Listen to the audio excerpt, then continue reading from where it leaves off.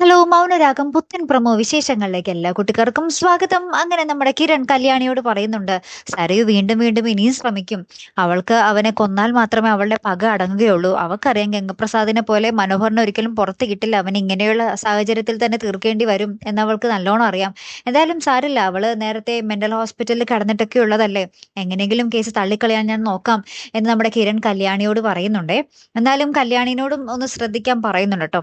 പിന്നീട് നമ്മുടെ കിരൺ പോലീസ് സ്റ്റേഷനിൽ വന്ന് പോലീസുകാരോടൊക്കെ സംസാരിക്കുന്നുണ്ട്. അപ്പൊ പോലീസ് പറയുന്നുണ്ട്, സരയുവിന്റെ ഉള്ളിൽ ഒരു ക്രിമിനൽ ഒളിഞ്ഞു കിടപ്പുന്നുണ്ട്. അത് മനോഹറിനെ കൊന്നിട്ടേ അടങ്ങൂ എന്നുള്ള ഒരു വാശിയിൽ തന്നെയാണ്. നിങ്ങൾ അവളെ പറഞ്ഞ് മനസ്സിലാക്കണമെന്ന് പോലീസ് കിരണിനോട് പറയുന്നുണ്ടേ.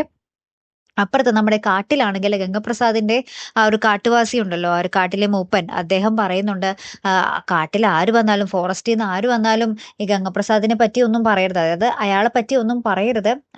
അയാളുടെ ശത്രുക്കൾ അയാളെ തേടി വരുമെന്ന് നമ്മളോട് പറഞ്ഞിരുന്നല്ലോ. നമ്മളുടെ നാക്ക് ഒരിക്കലും പിഴക്കരുത് കേട്ടോ എന്നൊക്കെ ആ ഒരു കാട്ടിലെ മൂപ്പൻ എല്ലാവരോടും ഇങ്ങനെ പറയുന്ന ഒരു രംഗങ്ങൾ തന്നെയാട്ടോ കൂട്ടുകാരെ. ഏറ്റവും ഒടുവിൽ നമുക്ക് കാണുവാൻ സാധിച്ചതേ.